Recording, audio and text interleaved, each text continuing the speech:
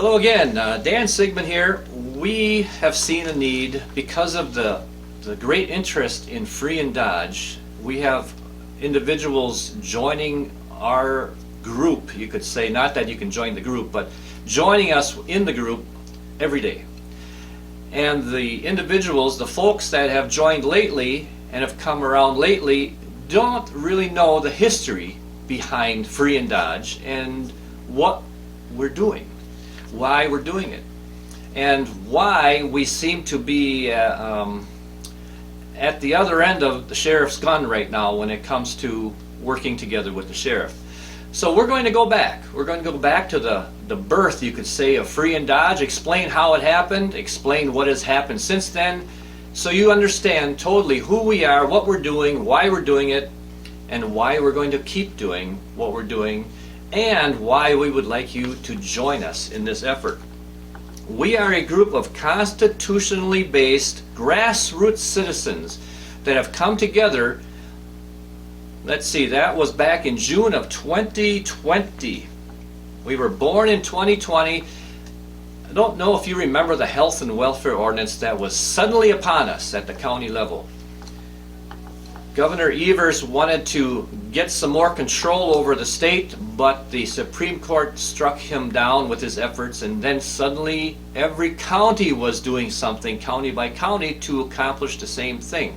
Control over the masses, dictates, mandates, you name it. We were made aware of the health and welfare ordinance coming to Dodge County 2 or 3 days before it actually was happening.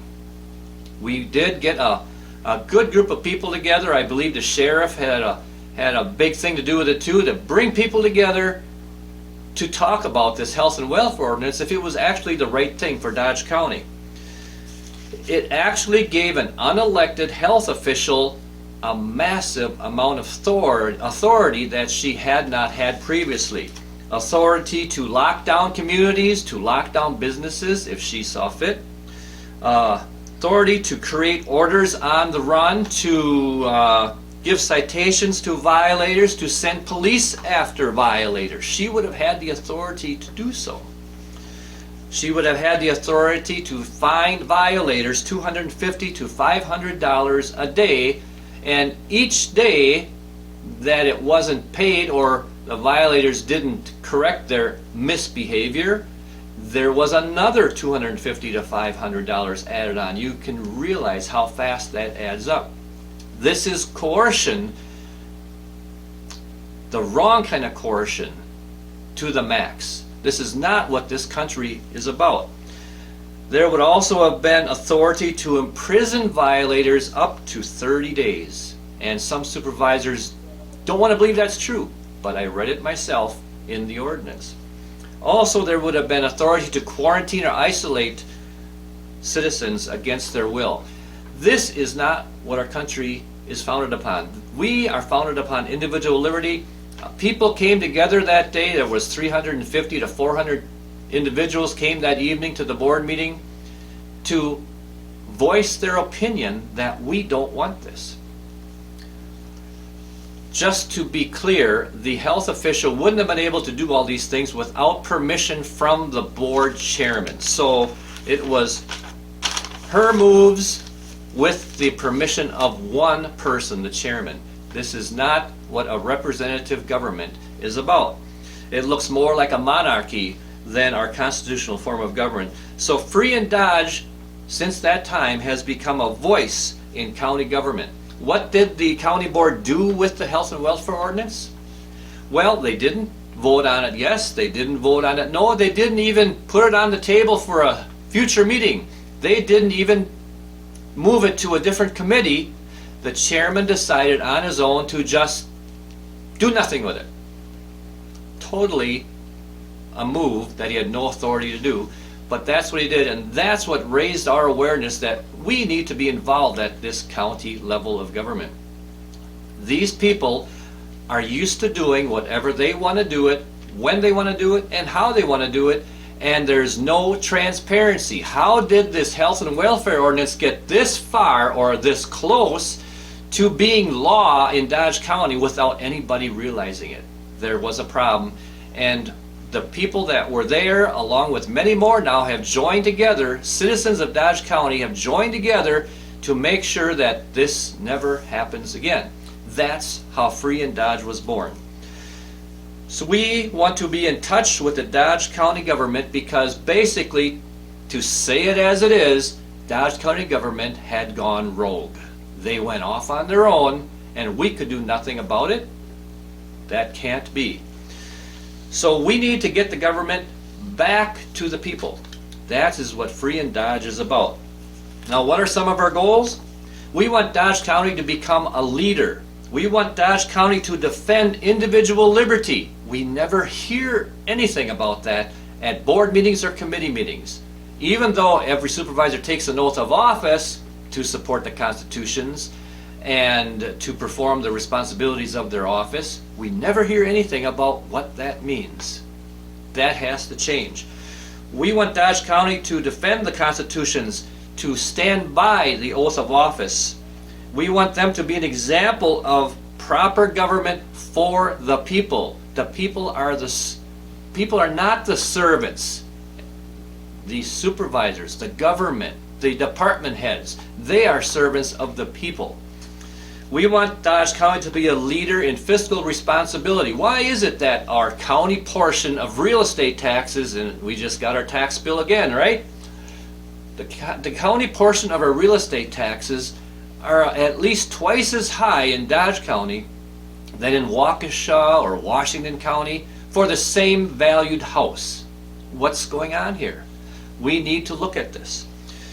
Now, we want government that is a servant, not a master. And that's what Free in Dodge is all about, to see how that can be accomplished. So why does our sheriff, as you can see by posts that he's put out, by radio shows that he's put out, he condemns the actions of Free in Dodge? Well, out of all those worthy goals, I think they're worthy goals, can you think of one that the sheriff should be against? I scratch my head sometimes and say, what's going on? Well, we know what's going on, and I want to show you and lead you through why it's happening. He condemns Free in Dodge, who wants to put the power back into the hands of the people. Now, we are working towards greater transparency. A government that is not transparent is going to be the enemy of the people. We need transparency. The people have to be able to see what's going on within those four walls, if you will. Too much had been being done behind the scenes. Take, for instance, all the committee meetings that are held at Dodge County government. They are nearly all during the week, during the daytime, when we are working at a job and we can't make it. And I have been trying to get these committee meetings recorded so that everybody can view them at a later date at home. Somehow that's just not possible. That's not right. And we will still continue to work on getting that accomplished. But resistance to giving access to public documents and to meetings is not transparency. Now, back in end of June 29th actually, right at the end of June, it was the June board meeting, Supervisor Gukenberger presented a rule change for the county board to increase transparency so that supervisors could get information from the departments much more easily to make decisions they had to make. It was a pro-transparency rule change. Well, the Watertown Daily Times posted a very good editorial about that rule change. It was like kudos to it. It was a good rule change, they said. Well, we decided to take that editorial and put it on Free in Dodge because it was a good editorial. And in the description of this video, you will find links to the material I am referencing. So just go to the place where there are links and you can see this for yourself too. Just don't take my word for it. We present the facts here and we base our opinions on facts, no matter what anybody wants to say about it. So on the June meeting, they passed a resolution to increase transparency of government. Ironically, not all of the supervisors voted for it. In fact, if my memory serves me right, The leadership of the board voted against it. Now, what does that tell you about what's going on the Board of Supervisors? Well, guess who else condemned this editorial that promoted this rule change? After we posted it on Free and Dodge, we had a comment by the sheriff. He was almost irate about the whole thing. But it didn't just end there. Dale commented on it, and when he went back to where he thought he commented, he couldn't find the comment. Guess what? We were guilty of censorship. It's a big word in his vocabulary for us. We were guilty of censorship because he commented, then he went back and couldn't find his comment, and he says, you took it off. In other words, we were guilty until proven innocent. Now, any law officer knows that that's really not the constitutional mindset we're supposed to have. So we had to go back and figure out what happened to Dale's comment. My daughter actually is the one that found it. He put it in the wrong place so that when he went to look for it, he couldn't find it. We had to go find that comment, bring it out, and show him, Dale, you better not pass judgment so fast, because we don't do censorship. We let people say what they want to say. The only time we will start not letting people say what they want to say is when they become uncivil, angry, irritable, and disrespectful. I can guarantee you, if you do that on Free and Dodge, you will not be able to comment. Just keep that in mind. We have an orderly page here, and we're going to keep it that way. But you can comment about anything if you do it the right way. So Dale came on, and he had all these accusations about how we censored and how this and that and the other. We found it, and it was like, oops. Oh, I'm glad we figured that one out. And then a half hour later, he did apologize too, which I thank you, Dale, for doing that. But he shot from the hip and didn't think. He has this idea that Free and Dodge is the enemy. We are not. We are the people. Now, why does he resist transparency? A government which is not transparent is going to be the enemy of the people. Now, the story continues. For those of you who haven't been with us for a while, for not long enough, about 3 to 4 months after we were born, Sheriff Dale Schmitt came up to myself after a county board meeting and noticed that, hey, we were serious about being involved in county government, that we were paying attention to what was happening, that we were paying attention to who the supervisors were, that we were paying attention to how they voted, we were paying attention to our county government. And he praised us for that. He says, good, citizens need to be involved. This is a good thing you're doing. I want you to keep it up. He gave us a pat on the back.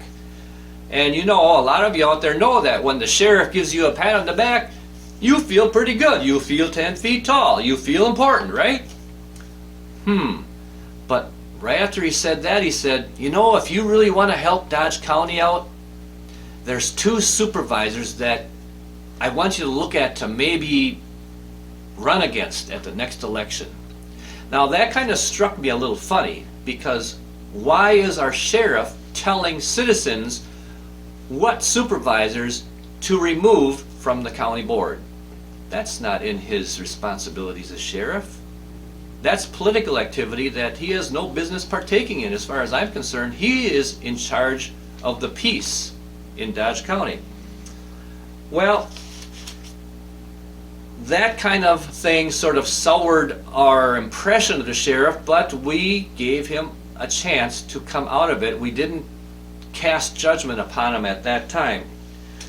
But after that recommendation, and he actually specifically named the 2 supervisors he wanted out of there. He didn't leave it up to us to guess. He named them. And I see now it was for his political advantage. At that very point in time, Dale Schmitt, our sheriff, violated the people's trust. He should have not been involved with that type of political business. No matter what he says, it's wrong. It actually violates the constitutional chain of command that he is under. That is what happened there. And I know from my involvement closely with Dodge County government that these two supervisors that he wanted us to get rid of are actually the two supervisors that held him the most fiscally responsible out of everybody. I guess he didn't care for that. But those two supervisors are looking out for us, the citizens of Dodge County. It's a conflict of interest to tell the citizens to get rid of two supervisors who are watching over his department. That's not right. It's a conflict of interest. It's unconstitutional behavior. It's insubordination. It's violating the chain of command. These supervisors are citizens of Dodge County too. He is supposed to be serving them, not trying to oust them from office.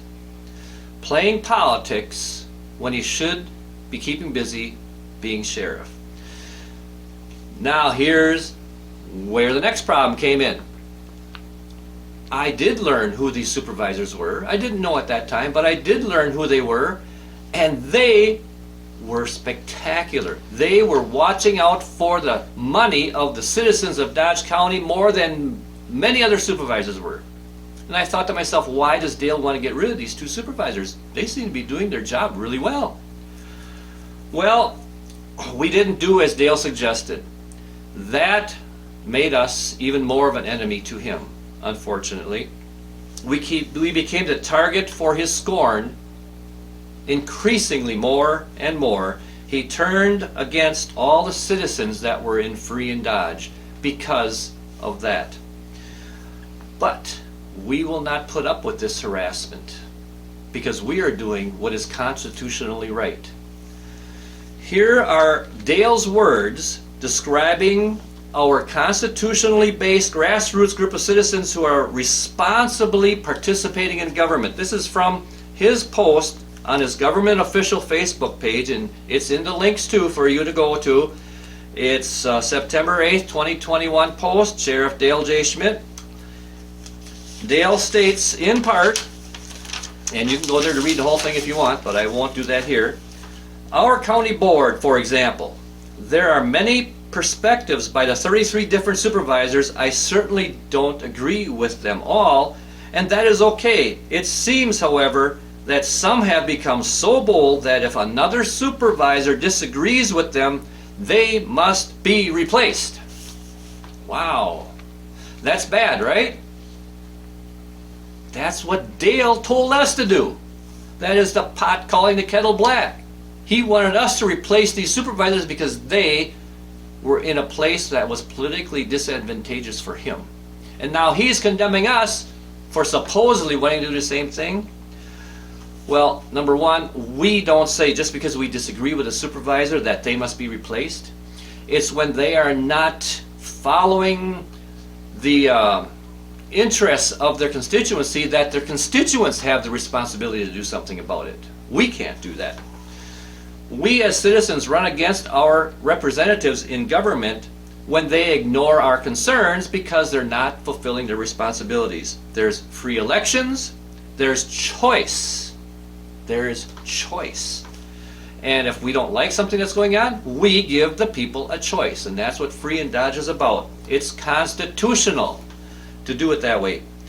So here we have Dale working on a social media page called Government Official Sheriff Dale J. Schmitt to thwart the efforts of citizens, law-abiding, constitutionally minded citizens of Dodge County. Why would the sheriff want to do that? Is he a politician? Or is he our sheriff? You can't have it both ways, but he wants it that way. The post continues. It is a sad state of affairs we find ourselves in when we can no longer disagree with one another without threats of ousting someone in their next election. Isn't that what Dale just did to us at the inception of Free and Dodge? How can he say this? Point number one. This post was self-condemnation. It proved that he was actually condemning his own actions there. Number two, we don't have threats. We have a Republican and constitutional form of government that allows this as normal operating procedure. There's no threats. It's only the way it's set up. Point number three, It's a sad state of affairs when our sheriff puts his nose where it doesn't belong, plain and simply. He's taking sides against many citizens when they are just doing what the Constitution says they have the freedom to do. And he's supposed to serve these people. He's elected to serve the citizens as sheriff, and he is missing the mark in this case. This is a break, I'll say it again, in the constitutional chain of command. Now we have another post of December 15, 2021, where he talks more about the citizens group Free and Dodge. There is a small group of people who are trying to take over the county board, and they are using intimidating tactics to do so. Number one, can a small group of people take over a whole county board? Words mean things. He's trying to create a straw man argument here. He wants people to believe that what he's saying is true.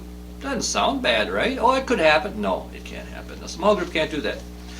Current supervisors and our county administrator, who are very conservative and rational, are being attacked by this group with misinformation being spread about them to make them look like the enemy. That's not happening, but he says it is. Some are being attacked just because they didn't vote for their guy on the executive committee. Aha! Here we're getting to the core, the crux of the matter. The executive committee election, and we'll tell you what happened there. In fact, he continues, I am apparently no longer the people's sheriff, according to Dan, because I won't support that supervisor they are trying to elevate due to his bully tactics. That is what he put on his government official Facebook page. He's attacking the citizens of Free and Dodge again for doing what they have the freedom to do, what the Constitution says they can do. So why are the citizens of Free and Dodge enduring this wrath? When did this start? We're not a small group of citizens. We actually have people who are with us in Free and Dodge, I believe, from almost every district in the county. Our membership, if you want to call it that, is over 1,000 already, maybe 1,100. It's growing every day. We are not a small group. We are a good-sized group of concerned citizens who actually represent 75,000 of Dodge County's 80-some thousand people. That is the kind of group we are. But we're not doing this in a bully tactic way. We are doing it in the constitutional and respectable way of elections and choices. That's what we're doing. That's not what Dale is saying here. Back last year in July, the constituents of District Number 10 got sick of their supervisor because he wasn't listening to them, he was hanging up on them, he was swearing at some of them, he was not being the representative that he was supposed to be. So they recalled him. And when they recalled him, they created an empty spot on the executive committee of the Dodge County Board. Now the executive committee is filled through election by the whole board. And here's where Free and Dodge came in to find the right person to fill that spot. There were 3 candidates.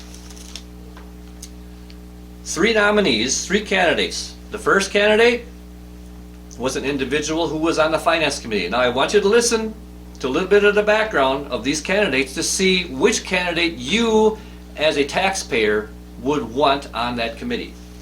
The first individual on the finance committee made a comment during the first committee meeting about the 2022 budget. It was a special meeting about how much tax do we want to charge or levy from the Dodge County taxpayers. And he unapologetically and unabashedly exclaimed, "Tax to the max." Now he wasn't kidding. He was serious. We must tax to the max. That is his perspective on how to balance a budget. Is that individual looking out for our pocketbooks? Candidate number 2 is on the building committee. Now currently, the building committee is pushing for a shed replacement at the Henry Dodge building. It's an office building that they say needs a new shed, but that's not the whole story. They don't just want a little shed. They want a multi-level heated car garage with some storage space and maybe some office space. And who knows what else. How much would a shed like that cost? $2.7 million. Wow, nice shed. But there's more to this than meets the eye, and that's what's good about staying closely involved with county politics. I've been there for almost 2 years now, following everything closely, talking to people, getting to know what's going on, why it's going on, how it's going on. And I've learned some history here. I wasn't there when this happened, but here's what I've learned up to this point about this shed and why it's being pushed.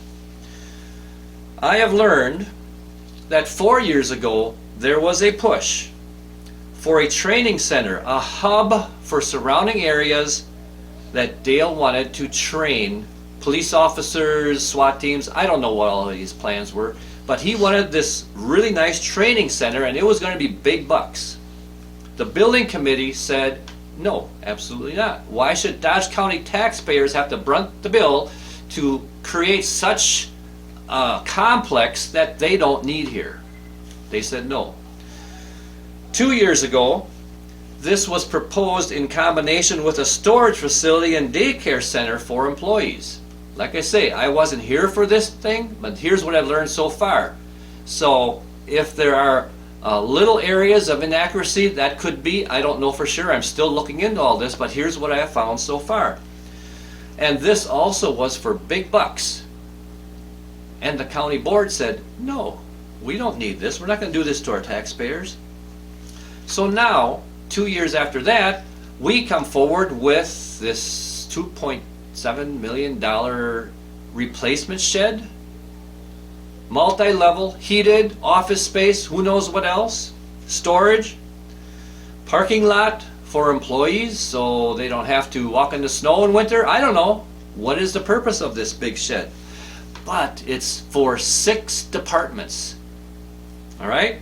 And guess which department is included in the 6?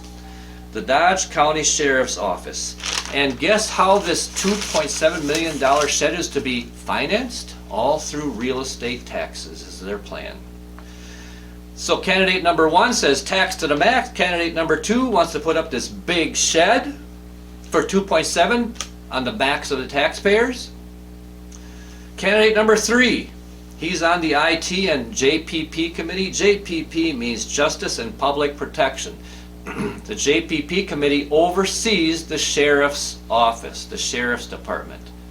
Now you're seeing a relationship here that may cause a conflict for Dale because this third candidate oversees Dale's department. This individual manages and works his own business from home. He understands clearly about money in, money out. He also benefits from a photographic memory. If he sees something and he wants to get back to it, he knows where to go look for it. He is a numbers guy on the JPP committee. And he's always asking the hard questions for the benefit of the taxpayers about taxpayer money. Questions that many other supervisors would shy away from or be too intimidated to ask. So he's not taxed to the max. He's not for this big fancy garage. He is the taxpayer's advocate and friend, our advocate, our friend. So think about those 3 candidates. Which one as a taxpayer would you want to see on the executive committee? It seems pretty obviously simple. Let's get the fella on that's actually watching where the money's going.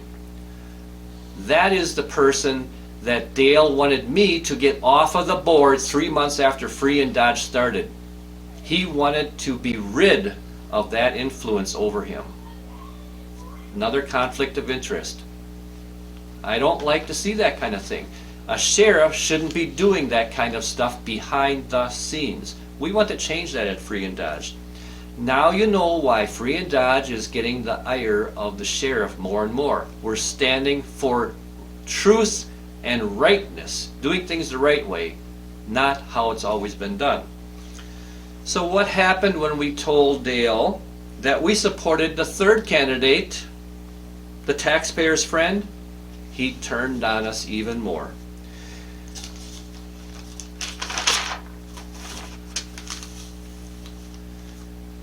Now, Dale mentioned in his post that I alluded to the fact that he was not, according to me, the people's sheriff anymore. Well, think about it. If Dale wanted candidate number 1 or candidate number 2, who wanted to spend the taxpayers' money as much as possible, but he didn't want candidate number 3, who wanted to save taxpayer money, where was his allegiance? Was he really the people's sheriff there? Does he want what's good for the people, or something else? That's what I meant by maybe Dale isn't the people's sheriff like he says he is or wants to be anymore. Where do his loyalties lie according to his actions? Now, David Gukenberger was the third candidate, and he was elected. I don't think that was a good day for Dale. But he became a member of the executive committee to the benefit of Dodge County taxpayers. And Dale has not stopped condemning us ever since. He actually states that when we promoted Dave, his impressions of us soured. That was another turning point for our sheriff. It shouldn't have been. It's our business as citizens who we want as our representatives on what committee we want them on, not the sheriff to say, no, he won't be good there. The sheriff should mind the sheriff's business and not the people's business. He does not remember that, and nobody wants to tell him that. And when someone does, he doesn't want to listen, and he becomes your enemy. Is that the kind of sheriff we want in Dodge County? The other candidates viewed Dodge County taxpayers as a proverbial cash cow. Dave Gukenberger says, no more of that. We're not going to milk our citizens for everything they're worth. People have to be able to save their money, to have their money, to enjoy freedom. It takes money to enjoy freedom, and when you tax more, tax to the max, tax to build more buildings, tax to upkeep the buildings, you limit people's freedom. That's not what this is supposed to be about. And David Gukenberger deserves all of our support. Dale disagrees with David, but that shouldn't matter. So Free and Dodge receives the scorn of the sheriff because we are bringing citizens back into the county government where he doesn't like to see them. Now currently, we at Free and Dodge are working with as many of 14 candidates who want us to help them out for this year's supervisory election. And I want you to keep in touch with us, because if any of these candidates are in your district, we would appreciate you to consider them for your vote to promote the people back into Dodge County government. Free and Dodge is not practicing bully tactics, as Dale wants you to believe. Don't even let it cross your mind. Dale's posts and radio comments and interviews are examples of true bully tactics. He is expressing those upon us. He is trying to move us into a direction and a place out of his way. But the only reason we're in his way is we want to do what's right, and maybe he's not doing what he should be doing. He actually went to the point of, while he was in uniform, under color of law, with speech which condemned the citizens' actions and activities and constitutional rights, threatened us, actually told the Dodge County that we were a threat, wearing his uniform and badge and gun, saying, these are the bad guys, but we're the citizens. There is something wrong with this picture. This was outside of Dale's realm of responsibility. Is he a politician or is he a sheriff? I'd like to say if he wants to be a politician, he should run for state office or run for a board of supervisor position. That's a great high-paying job, Dale. You should think of being a politician if you want to be a politician, but we elected you to be sheriff. Will you please just be sheriff? The pressure you are exerting on Dodge County is creating division.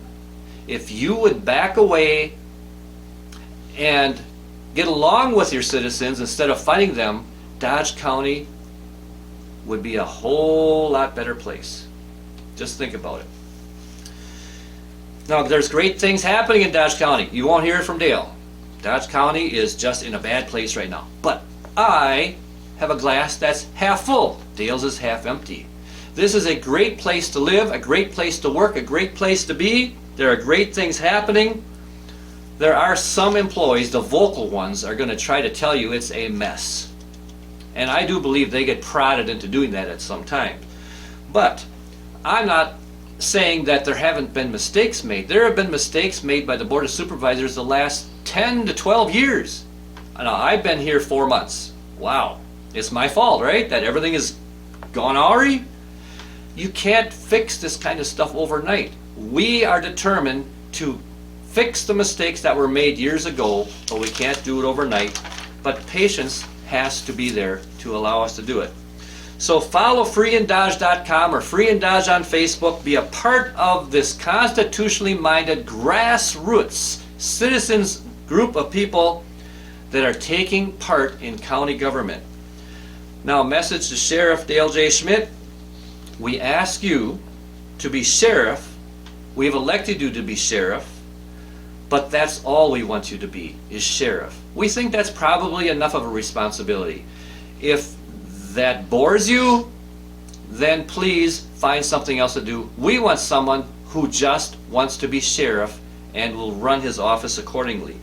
There is no need for political advocacy. We did not elect you to be our political advocate. Please refrain from doing that. Yes, you say you have a right for your political viewpoint. But you know what? You told us over and over that you are sheriff 24/7. It never happens when you are not sheriff. You are always sheriff. In your mind, you are always sheriff. Well then, in our mind, then you should never be a political advocate. Choose one or the other, please. You are a big reason that the unity in Dodge County is being strained as much as it is. Let the citizens fulfill their responsibility that the Constitution guarantees they are free to do. And then while that's happening, you can fulfill your responsibilities as sheriff, and everybody can get along a whole lot better. Be an officer of the peace, I ask you, rather than division. Work with Dodge County citizens and not against them. These are reasons for everybody out there to understand that Free and Dodge is a good place to be, is a group of people who are looking for the right things in Dodge County, and reasons why the sheriff has been so animate to come against us. We only want what's best for the county, and if it's not what's best for the sheriff, I'm sorry. We are the government, and we will determine as citizens and taxpayers what direction it goes.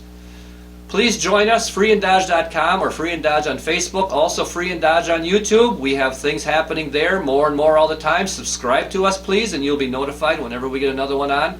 Look for candidates in your district, and if we are promoting them, we will let you know. Please vote for them too. Thank you for taking time. I know it's been a long video, but we will time stamp it. You can go to whatever part you want. There are links to view everything I have talked about. Again, thank you, and let's keep Dodge County free.